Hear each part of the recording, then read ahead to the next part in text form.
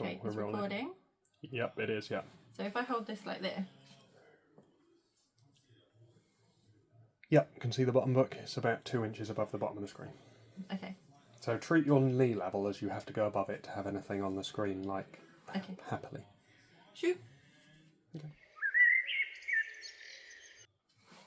Hello. Welcome to my May TBR. So, here we have what I think is one of the most aesthetically pleasing stacks of books I've had in a very long time. And that is going to be entirely thanks to Fairyloots. So I'm going to pop this down because it's quite heavy. I have been terribly lax in reading my Fairyloot books. I'm now part of the book only adult subscription and the book only romantasy.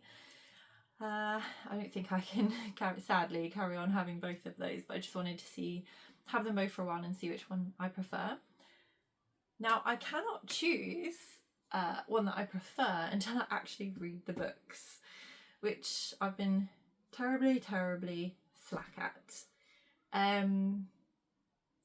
Yeah, so this month is going to be entirely dedicated, the month of May will be entirely dedicated to reading books from Fairyloot. So having a look at these spines, I wonder if anyone can guess what the books are going to be. If you can, maybe play a little game and write in the comments section what you think they're going to be before I surprise you. And as you can see this one, I don't know if you can see the top of this one. It's a given. Anyway, the top one actually is really interesting because this one was given to me as a gift for, I believe doing some hair. So this one this one is a YA from the YA selection box, but a friend of mine found it on Vinted for me. So the first book for my May TBR is going to be City of Nightmares by Rebecca Schaefer. The other thing I want to say is some of these I got so long ago, I have no idea what they're about. So we're going to find out together, but I think we should really just take a moment to really enjoy each of the books in their beauty because they truly are stunning. Because this one came from Vinted, the person that sent it also sent stickers. I don't know if that came with this box, but they're so cute. I love them and I will 100% be using them in my journal. So I appreciate that. Thank you to whomever my friend bought from. Now the reason I really wanted this book and I asked my best friend to find it for me because she had one was this beautiful naked cover art, but it's got a pterosaur. I love dinosaurs. And so does my baby girl. There's a pterosaur in here as well. I don't know if you can see that. There's no art inside the dust jacket like they have been doing recently, but there is character art. And I believe there's different art at the end. And is it signed? Yeah. Ooh. So let's remind ourselves, I probably won't read the whole thing, but I just thought I'd read a little bit. Ever since her sister became a man-eating spider and slaughtered her way through town, 19-year-old Ness has been terrified of some other nightmare murdering her, and terrified of ending up like her sister, because in Newham, the city that never sleeps, dreaming means waking up as your worst fear. Cool. Whether that means becoming a nightmare that's monstrous only in appearance or transforming into a twisted, unrecognisable creature that terrifies the city, no one is safe. Ness will do anything to avoid becoming another victim, even if that means lying low among the Friends of the Restful Soul, a questionable organisation that may or may not be a cult. But being a member of this maybe cult has a price. In order to prove herself, Ness cons her way into what's supposed to be a simple job for the organisation, only for it to blow up in her face, literally.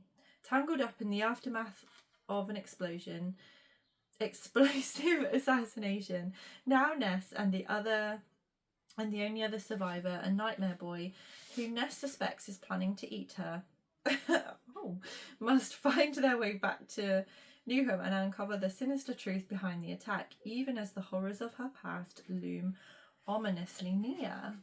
How exciting! Oh, so I'm really looking forward to reading this one. Obviously, I'm really looking forward to reading all of these ones. But I hope the dinosaurs on the outside represent that there actually will be dinosaurs. That would be nice.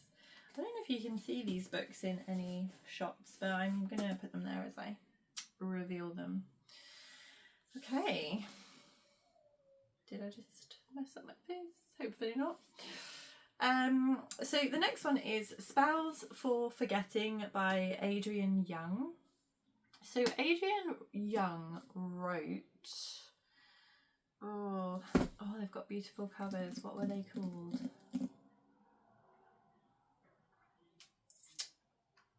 I've read the first one. I haven't read the second one. I can't remember.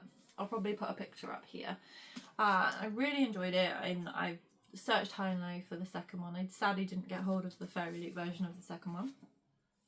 I believe I know what I'm talking about. This was part of the Small Town Secrets, September 2022, adult book only. Again, I'll show you all the lovely details. So the sprayed edges on this one go all the way around. And then, what have we got? So no artwork on the inside of the dust jacket. That's quite a new thing that they're doing, but beautiful gold foiling on the front cover. Character art on the end papers. And this one might be signed. Oh no, it has a little sticker to stick in. Okay. Again, I don't know, so let's find out together what this one is going to be about. Emery Blackwood's life was forever changed on the eve of her high school graduation, when the love of her life, August Salt, was accused of murdering her best friend Lily. She'd once dreamt of running away with August, eager to escape the mystery, remote shores of Sasha Island? I'm so sorry if I'm saying that wrong. And chase new dreams together. Now she is doing what her teenage self swore she never would, living a quiet existence among this tight-knit community steeped in folklore and tradition, ruled by the seasons and ancient superstitions. But when August returns after 14 years to bury his mother's ashes, Emery must confront her first love and the reason he left so abruptly. But the town wants August gone again, and as the island begins to show signs of strange happenings, the emergence of deep betrayals and hidden promises threaten to reveal the truth behind Lily's death once and for all. Very nice. I wonder if it says on here. Adrian Young wrote Sky in the Deep. Oh, Fable, the Fable series. Reading, see? Find out everything you need to know if you just use your eyes and read. Okay. Warriors indeed. So, Spells for Forgetting, second book. I've only picked 6. And actually, I didn't pick them specifically for their aesthetics, although initially, but you know, I love it when things work out. So the next book on the list is Law of the Wilds by Annalee Brana. Lovely. This is absolutely stunning, this edition. It has the sprayed edges on the side and then just plain dark on the bottoms. I think, so this is their first romantasy edition. And this does actually have character art on the inside. Sorry, not character. So it's an alternative dust jacket is what it is. Sorry, I was at work this morning, so I'm all talked out. And this absolutely incredible, stunning, naked, I mean, that's just beautiful. And then this is part of the Enchanted Fae, and this came out, or was sent to us in April, so last month. Some beautiful character art and a letter from the author. And then character art with foiling. So beautiful. I mean, and this is why I continue to get Fairyloot, even though I'm really struggling to, well no, I'm not struggling. I don't pick up the books because they're so beautiful and I'm convinced I'm going to read them. Does anyone else do that? They just don't read books they know they're going to enjoy. I don't know. Just me? Is this signed? Oh, and it's signed. Lovely. I'm going to read the inside of the dust jacket because I do know what this is about, but I'll probably say it wrong. So, a library with a deadly enchantment, a Fey Lord who wants in, a human woman willing to risk it all for a taste of power. In a land ruled by ruthless Fey, 20-year-old law, Alemu's village is trapped in a forested prison. Law knows that any escape attempt is futile. Her scars are a testament to her past failures. But when her village is threatened, Law makes a desperate deal with the Fey Lord. She convinces him that she will risk her life for wealth. But really, she's after the one thing the Fey covet above all, magic of her own. As Law navigates the hostile world outside of her village, she's forced to rely on 2 Fey males to survive. Ooh, so maybe a love triangle? Maybe, who knows? When undeniable chemistry ignites, she's not just in danger of losing her life, but also her heart to the very creatures she can never trust. The perfect cottagecore book about books with a love triangle that will keep you guessing. Nice. I hate love triangles.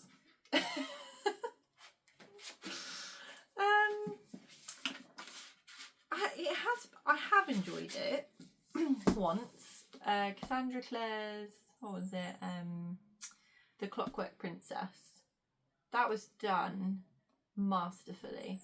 But, you know, I read Twilight in my 20s and I did not enjoy, I mean, I was solidly Team Edward. I did not enjoy the maybe Jacob. No, never Jacob. Absolutely never. It was never going to be Jacob. No, absolutely not. So, oh, I don't want to lose my bits.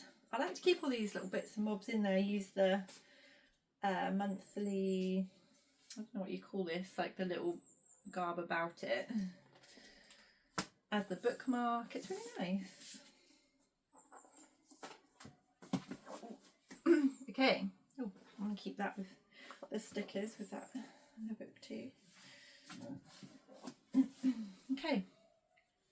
The next book was actually on my last month's TBR for Magical Readathon, but I didn't get to it, and that is The Last Tale of the Flower Bride. And those beautiful edges do go all the way around.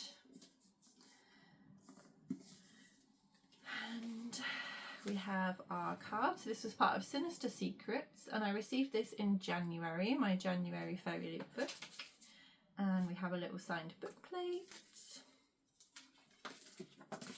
And then no alternative design on the inside of the jacket, but we do have beautiful foiling. So pretty. And then absolutely stunning character arts on the end pages.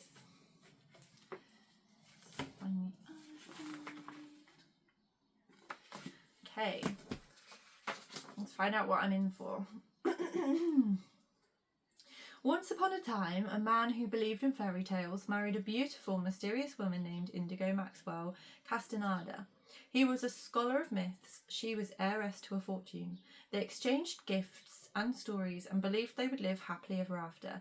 And in exchange for her love, Indigo extracted a promise that her bridegroom would never pry into her past. But when Indigo learns that her estranged aunt is dying and the couple is forced to return to her childhood home, the House of Dreams, the bridegroom soon finds himself unable to resist, for within the crumbling manor's extravagant rooms and musty halls, there lurks the shadow of another girl, Azure, Indigo's dearest childhood friend who disappeared without a trace. As the house slowly reveals his wife's secrets, the bridegroom will be forced to choose between reality and fantasy, even if doing so threatens to destroy their marriage or their lives. Combining the lush, haunting atmosphere of Mexican Gothic, with the dreamy enchantment of the invisible life of Addie LaRue, The Last Tale of the Flower Bride is a spellbinding and darkly romantic page-turner about love and lies, secrets and betrayal, and the stories we tell ourselves to survive. Oh, I think that's I'm most excited about this one so far, which is nice because when did I say this was?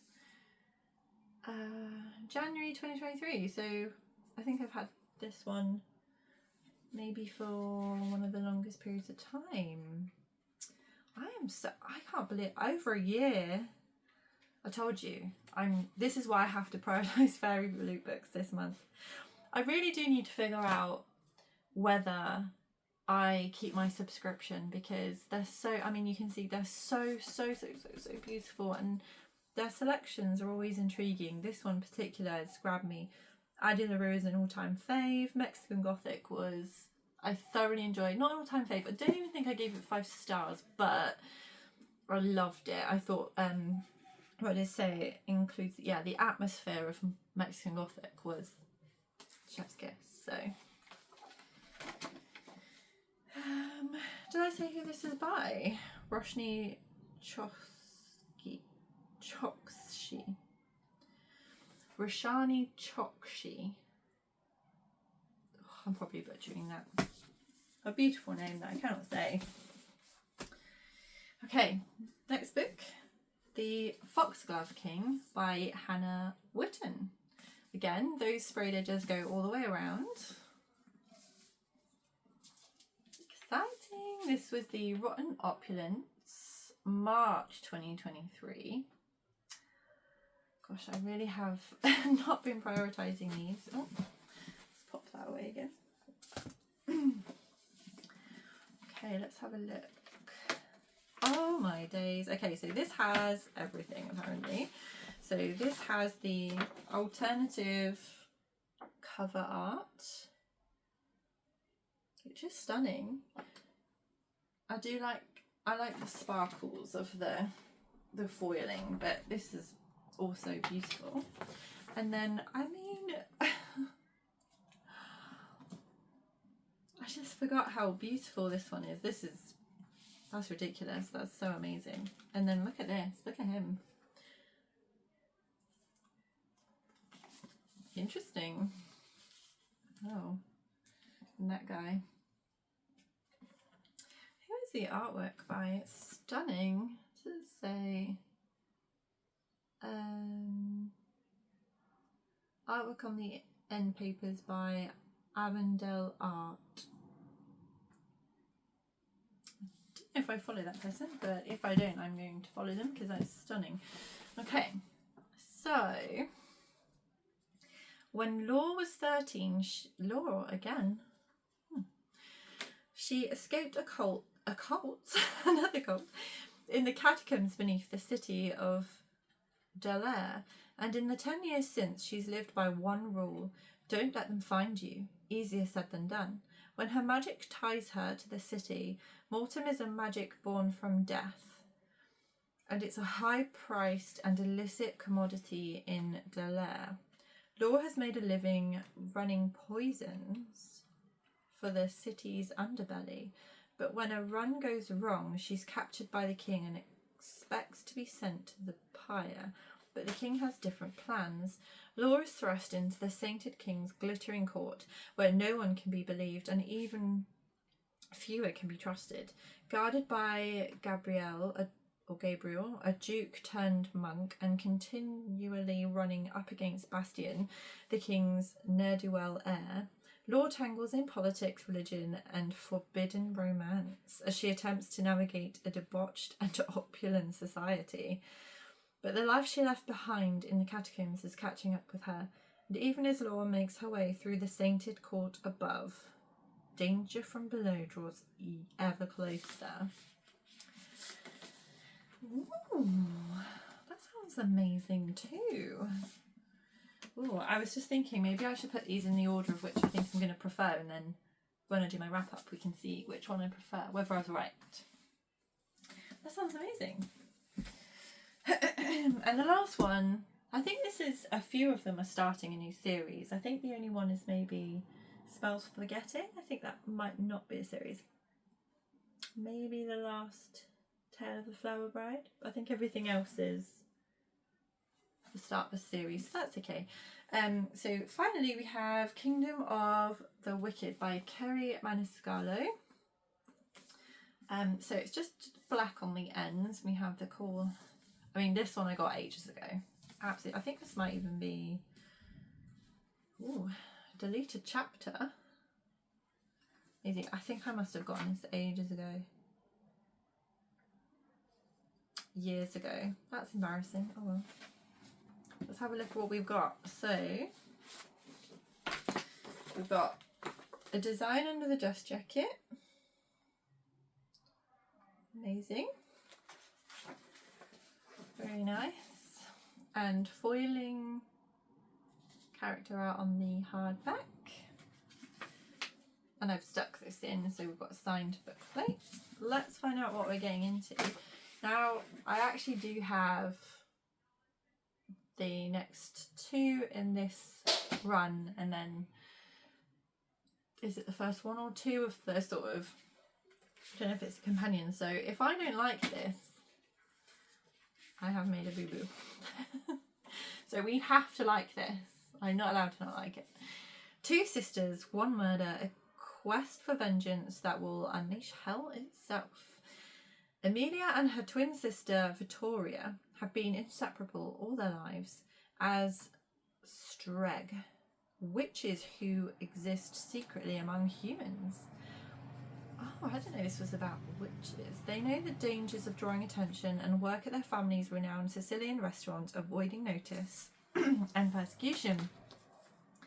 But one night, Vittoria doesn't come home, and it's not long before a distraught Amelia discovers the body of her beloved twin, desecrated beyond belief. Oh, devastated, Amelia vows to find her sister's killer and seek vengeance at any cost, even if it means calling upon a dark magic that has been long forbidden. Then Amelia meets Wrath, one of the wicked princes of hell she has been warned against since she was a child.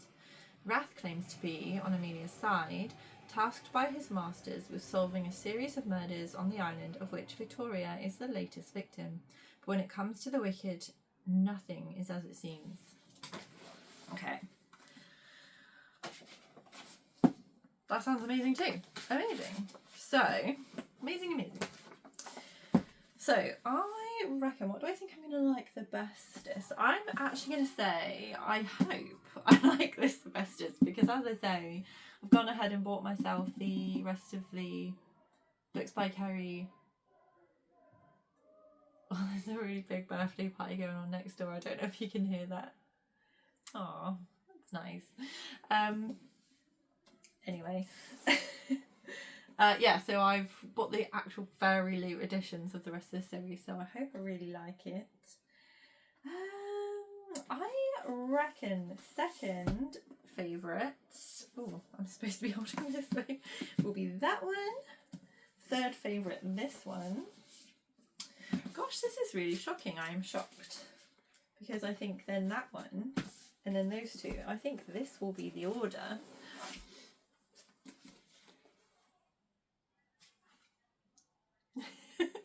That I will enjoy them in. I will say though, ideally these will all be 5 stars, and then there really won't be anything in it, will there? But yeah, I don't know if there is any all-time fave in this stack, but I really hope there is, because last month I did not have a very good reading experience, so sad. But that will come in, oh, that was very aggressive, so sorry. that will come in my reading wrap up, which I may film now. Anywho, what are you reading next month? Let me know in the comments below. Let me know if any of these books were your favourite, and you know, any other thoughts you feel you may share with me. Thanks for sticking by me for my latest video. Do me a massive solid. Please, please click the subscribe button. Give this little video a like if you've enjoyed it, and click the little bell icon because my next video might be my wrap up, or maybe that was my previous one. Oh, go and have a good time, finish off your cup of tea, let's go and have a good day.